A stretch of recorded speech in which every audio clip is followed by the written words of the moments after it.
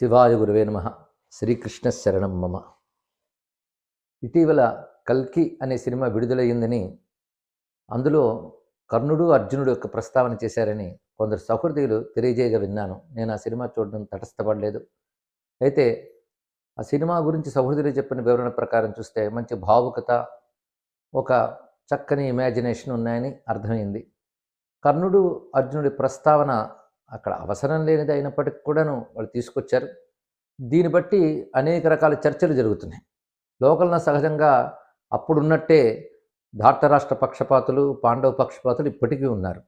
కర్ణుడిని, దుర్యోధనుడిని సమర్థించే వాళ్ళు కనిపిస్తూనే ఉన్నారు.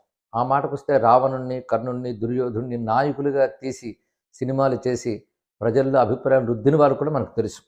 అయితే చిత్రం ఏంటంటే, ఇందులో మాట్లాడుతున్న వాళ్ళు భారతాన్ని సరిగ్గా పరిశీలించకుండా ఎక్కువ మంది మాట్లాడుతున్నారు అని తెలుసుకోవాలి. ముఖ్యంగా సినిమా వాళ్ళకు కూడా కొన్ని రకాల అభిప్రాయాలు పాతుకుపోయాయి. అసలేమిటి అనేది పండితుల్ని అడిగి తెలుసుకోరు, గ్రంథాలను అధ్యయనం చేయరు.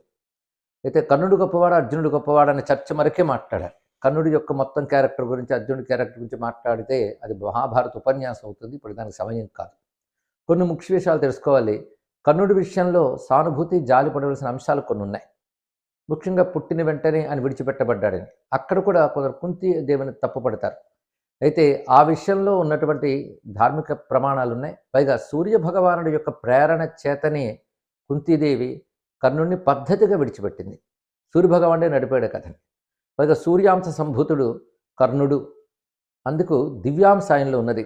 అదేవిధంగా పుణ్యాత్ముడు, జీవితమంతా కూడాను పవిత్రమైన చరిత్ర గలవాడు. అదేవిధంగా శీలవంతుడు, చక్కని అనుష్ఠానపరుడు.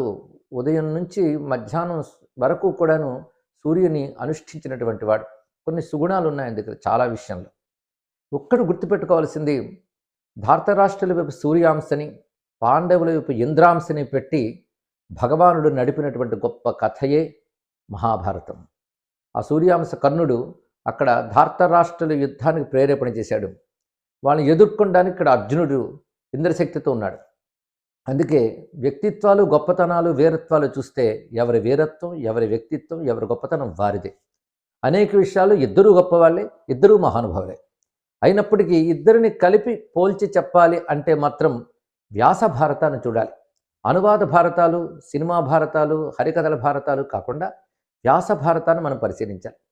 గురువుల శిక్షణలో వ్యాస భారతాన్ని ఆమూలాగ్రంగా చదివి అధ్యయనం చేసుకుని ప్రవచించినటువంటి అనుభవంతో ఒక విషయం చెప్పాల్సి వస్తుంది. ఇక్కడ ఎవరు గొప్ప వీరుడు అంటే కృష్ణుడు ఎవరి వైపు ఉన్నారో వారే గొప్ప వీరులు. ఇది తెలుసుకోవాలి. ఉత్తమ వ్యక్తిత్వము, లోపం లేని వ్యక్తిత్వము అని చెప్పాలి అంటే సృష్టిలో అటువంటి వారు ఎవరు ఉండరు. మంచి చెడు ప్రతి వారిలో ఉంటాయి. కనుకనే ఒక పాత్ర పూర్తిగా చెడు ఉండదు, ఒక పాత్ర పూర్తిగా మంచి ఉండదు. రెండు కలిసి ఉంటాయి. అలా పూర్తిగా మంచితనం మూర్తి భవించి చెడు ఏమాత్రం లేకుండా ఉన్న పాత్రలు ఏవైనా ఉంటే వాళ్ళు అవతార పురుషులు అవుతారు. అలాంటి వాడు శ్రీకృష్ణ పరమాత్మ. అదేవిధంగా మరొక ఇద్దరు ఎట్టి పరిస్థితుల్లో ధర్మం నుంచి తప్పకుండా ఉన్నటువంటి వాళ్ళు ఉన్నారు. అయితే పైపైన ఆలోచించే వాళ్ళకి వాళ్ళ ధర్మ సూక్ష్మం అర్థం కాదు. ధర్మం అత్యంత సూక్ష్మంగా ఉంటుంది. ఆ సూక్ష్మమైన ధర్మాన్ని పాటిస్తూ జీవితం అంత ఉత్తమ వ్యక్తిత్వం ఉన్న వాళ్ళు మరొక ఇద్దరు మహాపాత్రలు కనబడతారు మహాభారతంలో. ప్రసిద్ధ పాత్రల్లో ఒకరు భీష్ముడు, రెండో వారు యుధిష్ఠిరుడు, ధర్మరాజు. ఇక అర్జునుడి విషయంలో తక్కువేం లేదు. అర్జునుడు పరమ ధార్మికుడు, ఉత్తమమైన వ్యక్తిత్వం కలిగినటువంటి వాడు. అందుకు అర్జునుడు కూడా ఉత్తమ పాత్ర. కర్ణ, అర్జునుల ఇద్దరిని పరిశీలిస్తే హీరో లక్షణాలు ఎవరిలో ఉన్నాయంటే ఖచ్చితంగా అర్జునుడిలోనే ఉన్నాయి. అందులో సందేహం లేదు. కర్ణుడు వీరుడే, తనంత తాను ప్రత్యేకంగా వీరుడే. కానీ అర్జునుడితో పోల్చి చూస్తే మాత్రం ఆయన వీరత్వం కొంచెం తక్కువే అని చెప్పాలి. ఆయనకి అదేమిటో మొదటి నుంచి అర్జునునితో వైరం. అందుకే తాను పాండవుల్లో ఒకడని తెలిసిన తర్వాత కూడా నేను అందరినీ విడిచిపెడతాను కానీ అర్జునుడిని మాత్రం విడిచిపెట్టాను అన్నాడంటే అతనికి అర్జునుడి పట్ల ఎంత వైరభావం ఉందో తెలియాలి. దీని వెనకాల అనేక సూక్ష్మమైన కారణాలు కూడా ఉంటాయి. అటువంటి వైరం ఉన్నవాడు అటు ఉంటేనే దుర్యోధనుడు ప్రేరేపింపబడతాడు, యుద్ధానికి తగ్గ వాతావరణం ఏర్పడుతుంది. ఇదొక ప్రణాళిక. అటు పెట్టి అనేక చోట్ల కర్ణుడిని మనం పరిశీలిస్తే ప్రధానంగా ఒక స్త్రీని, ఒక రాజవనితిని సభలో అవమానించడం అనేది ఘోరమైన కృత్యం. అది ఏ యుగమైనా అంగీకరించాల్సింది ఏంటంటే స్త్రీని అవమానించరాదు నిండు సభలో. ఆ నిండు సభలో ద్రౌపదీదేవిని అక్కడ రప్పించడానికి కానీ, ద్రౌపదీదేవి వస్త్రాలు ఒలిపించడానికి కానీ కారణం కర్ణుడే. ఇది భారతం చదివితే తెలుస్తుంది. కర్ణుడు ప్రేరేపిస్తాడు దుర్యోధనుడిని. ద్రౌపదీదేవిని రప్పించడం, ఆమెపై ఉన్న వస్త్రాలను దుశ్శాసన చేత ఒలిపించడానికి తగిన ఆలోచన ఇచ్చినవాడు కర్ణుడే. ఇదొక్కడి చాలదు కర్ణుడిలో ఉన్న దోషత్వం చెప్పడానికి. ఇక రెండవది ఏమిటంటే వీరత్వం గురించి ఆలోచిస్తే అడుగడుగున దుర్యోధను ప్రేరేపణ చేశాడు. ఒకవైపు దుర్యోధనుడి వైపు ధర్మం లేదని ఆయనకు తెలుసు. ఆ విషయం తానే కృష్ణుడితో ఒక ఏకాంత సమావేశంలో చెప్తాడు. అయినా దుర్యోధనుడిని ప్రేరేపణ చేశాడు. పైగా పాండవులు వనవాసం చేస్తున్నారు, దుర్యోధనుడు ఇక్కడున్నాడు హస్తినలో. అయినప్పటికీ సరే అలా ఎవరి మానాన్ని వారు ఉంటూ ఉంటే దుర్యోధనుడిని ప్రేరేపణ చేసి పాండవులు వనవాసం చేస్తున్న సమయంలో మనం వెళ్ళి మన వైభవం వాళ్ళకి చూపించి వాళ్ళలో అసూయ రగల్చాలి, వాళ్ళని కవ్వించాలి అని ప్రేరేపించిన వాడు కర్ణుడు. కర్ణ ప్రేరణతోనే దుర్యోధనుడు మొదలైన వారందరూ వనవాసం చేస్తున్న పాండవుల దగ్గరకు వచ్చి వాళ్ళు ఎక్కడ లేని అల్లరి పెట్టారు, వాళ్ళ భోగాలు ప్రదర్శించారు. అప్పుడు యజ్ఞనిష్ఠితుడై ఉన్నాడు ధర్మరాజు. ఆ సమయంలో చిత్రరథుని గంధర్వుడితో యుద్ధం తలపడినప్పుడు ఆ యుద్ధంలో దుర్యోధనుడు బాగా దెబ్బతిన్నాడు. కానీ అంత ప్రేరేపించిన కర్ణుడు పారిపోయాడు యుద్ధం నుంచి. ఇది గుర్తుపెట్టుకోవాలి. నిజంగా స్నేహితుడే అయితే తానే ప్రేరేపించినప్పుడు కష్టమో నష్టమో తోడుండాలి కానీ పారిపోతాడా? అక్కడే పారిపోయాడు, అంటే ఓడిపోయాడు. అప్పుడు దుర్యోధనుడు రక్షించినది మళ్ళీ ధర్మరాజే. ఇది ఒకటి తెలుసుకోవాలి. అలా ఉత్తర గోగ్రహణ సమయంలో కూడాను అర్జునుడి పరాక్రమం ముందు కర్ణుడు నిలవలేకపోయాడు. ఇది తెలుసుకోవాలి. అక్కడే అతడు దెబ్బతిన్నాడు. అప్పుడు ఆ సమయంలో కూడా చిత్తగించాడు ఆయన. ఇవన్నీ గుర్తుపెట్టుకోవాల్సిన అంశములు. ఇక ప్రధాన యుద్ధం జరిగినప్పుడు కర్ణుడి విషయంలో అతన్ని అతిరథ స్థానం భీష్ముడు ఇవ్వలేదు. ఎందుకు ఇవ్వలేదనడానికి భీష్ముడు తగిన కారణాలు చూపిస్తాడు. ఎందుకంటే కర్ణుడి యొక్క అస్త్రాలన్నీ శాపగ్రస్తాలు, అది అతనికి తెలుసు. పైగా వంచనతో విద్యలు నేర్చుకున్నాడు అన్నీ కూడా. పైగా ఇవన్నీ కూడా కపట ఉద్దేశంతో నేర్చుకున్నాడు గనక ఆ విద్యలు భాషించలేదు. చిత్తశుద్ధి ఉన్నప్పుడు విద్యలు గొప్పగా భాషిస్తాయి. అందుకే తన యొక్క లోపాలు తెలిసి కూడా దుర్యోధనుడికి విజయాన్ని హామీ ఇస్తూ ప్రేరేపించాడు. ఆ ప్రేరేపించి అసలు యుద్ధం జరిగేటప్పుడు రథచక్రం భూమిలో కూరుకుపోయినప్పుడు శాపగ్రస్తమైనప్పుడు చెప్పి మరీ కృష్ణుడు కొట్టిస్తాడు అర్జునుడి చేత కర్ణుడిని. ఎందుకు చేసేడు అనేది కృష్ణుడు స్పష్టంగా చెప్తాడు అక్కడ కారణాలు. అవన్నీ సరిగ్గా చదివితే ఎవరు కర్ణపక్షపాతంగా మాట్లాడరు. అసలు ఎప్పుడు పక్షపాతం కర్ణుడి వైపు అర్జునుడి వైపు ఉండకూడదు, ధర్మం వైపు ఉండాలి. ఇది మనం ఆలోచించవలసిన ఒక గొప్ప అంశం. అక్కడ కూడా అర్జునుడి పరాక్రమం ఏం తక్కువేం కాదు. కేవలం కృష్ణుడు రథం నడపడం వల్ల, పైన హనుమంతుడు ధ్వజంపై ఉండడం వల్లనే అర్జునుడికి విజయం సంప్రాప్తించింది అనడం సరైంది కాదు. అర్జునుడి వైపు ధర్మం ఉంది గనక కృష్ణుడు అటువైపు ఉన్నాడు. యతో ధర్మస్తత కృష్ణ యత కృష్ణస్తతో జయ. ఇది గుర్తుపెట్టుకోవాల్సినది. ధర్మంకి తెలిసి కూడా అన్యాయం చేసినటువంటి వాడు కర్ణుడు. అందుకే అతడు వీరత్వాన్ని పెద్దగా ప్రశంసించవలసింది ఏం లేదు. అన్ని చోట్ల అతడు పరాజితుడయ్యాడు అర్జునుడి చేత.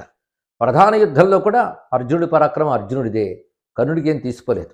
ఒక్కొక్కప్పుడు యుద్ధంలో ఒక క్షణం ఆయన గొప్పగా కనబడతాడు, ఒక క్షణం ఈయన గొప్పగా కనబడతాడు. అయితే ఆయనకి పనిచేయ అస్త్రాలని తెలిసి కూడా ఉన్నప్పుడు ఇంకా వీరత్వం ఏమిటి? పనిచేసే అస్త్రాలు ఉన్నవాడు ఆయన. పైగా క్యారెక్టర్ పరంగా చూసినప్పటికి కూడాను ధర్మానికి కట్టుబడి శీలంతో ఉన్నటువంటి వాడు అర్జునుడు. అందుకే ధర్మం వైపు నిలబడ్డాడు. ఇక్కడ వ్యక్తిత్వంలో కూడా గొప్పతనం. కనుకనే ఇంకా కర్ణుడిని నాయకుడిగా తీసేటువంటి ధోరణి ఈ సినిమా నిర్మాతలు మొదలైన వారు మానుకొని అర్జునుడిని నాయకుడిగా చూపించడం పని చేయాలి. అసలు మహాభారతంలో ప్రతి నాయకుడు ధృతరాష్ట్రుడు, నాయకుడు కృష్ణుడు అని స్పష్టంగా వ్యాసుడే చెప్పాడు ఇక్కడ. అయితే కర్ణుల్లో కొన్ని సులక్షణాలు ఉన్నాయి, వాటిని మాత్రం మెచ్చుకోవాలి. అతడు కూడా సూర్యాంశ సంభూతుడు, మరువరాదు. అందుకే కర్ణుడు దేవాంశ సంభూతుడే, అర్జునుడు దేవాంశ సంభూతుడే. అందుకే అటువైపు కర్ణుడిని ఇటువైపు అర్జునుడిని పెట్టి మహాభారతం అనే మహాప్రణాళిక రచించి భూభారం తగ్గించడానికి పరమాత్మైన కృష్ణుడు పనిచేశాడు. ఇది తెలుసుకుంటే చాలు. అంతేగాని ఇంకా కుంతి విడిచిపెట్టడం తప్పు కాదా, కవచకుండలాలు తీసేయడం తప్పు కాదా, ఈ పనికి మాన చర్చలు ఇంకా అనవసరం. ఇవన్నీ స్పష్టం చేయడం కోసం సుమారు 7 ఏళ్ల క్రితము మహాభారతంపై ప్రవచనం చేయడం జరిగింది. కేవలం వ్యాస భారతాన్ని ఆధారం చేసుకుంటూ ఒక్కొక్క ధర్మ సూక్ష్మాన్ని కూడా వివరిస్తూ చెప్పడం జరిగింది. అవి చదవాలి, వినాలి. ఆ కారణం చేత నా ప్రవచనాన్నంతటి కూడా ఇది యథార్థ మహాభారతం అంటూ నేటి భాషలో గ్రంథంగా ఋషిపీఠం విడుదల కూడా చేసింది. ఇవి పరిశీలించి మనం మాట్లాడుకోవాలి. ఏమైనా ఆ చిత్రం తీసిన వారు ఉద్దేశం మంచిదే, చక్కటి భావంతో చేశారు. పైగా కల్కి అనే పేరుతో మన యొక్క పౌరాణిక పాత్రల యొక్క ఉదాత్తతని కొంచెం ప్రపంచానికి తెలియజేసే ప్రయత్నం చేశారు. కానీ లోకంలో సినిమాల ప్రభావం ఇవన్నీ ఉండడం చేత ఆయనకి కర్ణార్జునుల మీద అటువంటి అభిప్రాయం ఉంది. అశ్వత్థామ కర్ణుడినే సమర్థిస్తాడు, అందులో సందేహం లేదు. కర్ణుని దుర్యోధనుని సమర్థించడమే ఆయన పని. అందుకే అశ్వత్థామ కూడా శత్రుపక్షంలోనే ఉన్నాడు. అశ్వత్థామ వాక్కు ప్రమాణం కాదు. ఇది ఇప్పుడు అశ్వత్థామ బ్రతుకుంటే మాత్రం కర్ణుడిని సమర్థించడు. ఎందుకంటే ఆయన శాపము పాపము పోయి ఇప్పుడు శుద్ధమైన మహర్షిలా ఉన్నాడు. ఇప్పటికీ అశ్వత్థామ ఉన్నాడు. ఆయన్ని అడిగినా కృష్ణునిది గొప్ప అని ఆయన చెప్తాడు ఇక్కడ. కానీ మహాభారతాన్ని గొప్పగా పరిశీలిస్తే కర్ణుడు మహావీరుడే, అర్జునుడు మహావీరుడే. కానీ ఇరువురిని పోల్చి వస్తే అన్ని విధాల ఉత్తమమైనటువంటి వీరత్వ లక్షణములు, ధీరోదాత్త లక్షణములు, ఉత్తమమైన వ్యక్తిత్వం కలవాడు అర్జునుడే, అందులో సందేహం లేదు. నరనారాయణులు, అందులో నరుడు, విష్ణువు యొక్క అంశ అర్జునుడు. ఇది భారతంలో స్పష్టంగా ఉంది. అలాగే దుర్యోధనుడు, కర్ణుడు వీళ్ళందరూ ఒకానొక మహాకారణ నిమిత్తం ఉద్భవించిన వారే. కనుక కొన్ని గుణాలు దుర్యోధనుడు కూడా గొప్పగా కనబడతాయి. కానీ దుర్యోధనుడు చేసిందంతా అధర్మమే. ధర్మబద్ధంగా రాజ్యం ఇవ్వవలసినటువంటి పరిస్థితుల్లో కూడా అధర్మాన్ని అవలంబించాడు.